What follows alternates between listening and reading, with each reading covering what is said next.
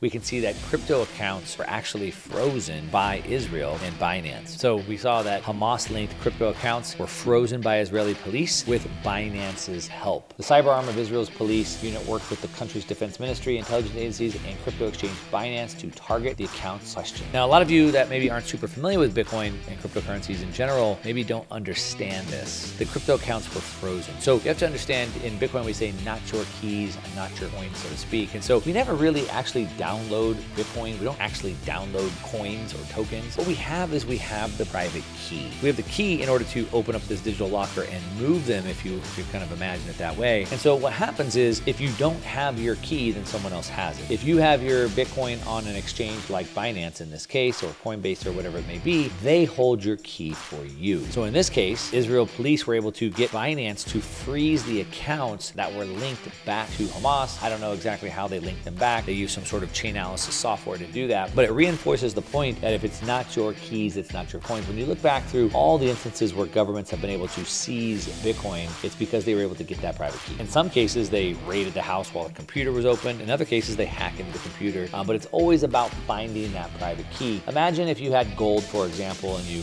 buried your gold out into the desert to keep it safe, and so you kept a treasure map to that gold. If somebody got a hold of your map, they'd get a hold of your gold. So you have to protect that key. In this case, they did that. And it's just a reminder of this, not your keys, not your coin. Now, it brings up a bigger point, which is, well, should we be able to do that? Should known criminals like Hamas be able to hold Bitcoin that we can't seize, that we can't censor or sanction? Well, that's part of this big debate that we see specifically heating up over in Europe, where Europe and even Elizabeth Warren in the United States is starting to try to pass this bill where they want to ban our ability to hold our private keys. They don't want us to hold our private keys because they want to be able to take our money away from us whenever they want, if we've been a naughty boy or a naughty girl for that matter. Over in Europe, we can see that Italy's Cipollone defends the digital euro as he seeks an ECB role, so he's trying to get into the European Central Bank, and they're trying to push this CBDC, a digital euro, and he said that it would, quote, reinforce the ability to pay with public money, which is not really what people want. But what they really want is they want the ability to,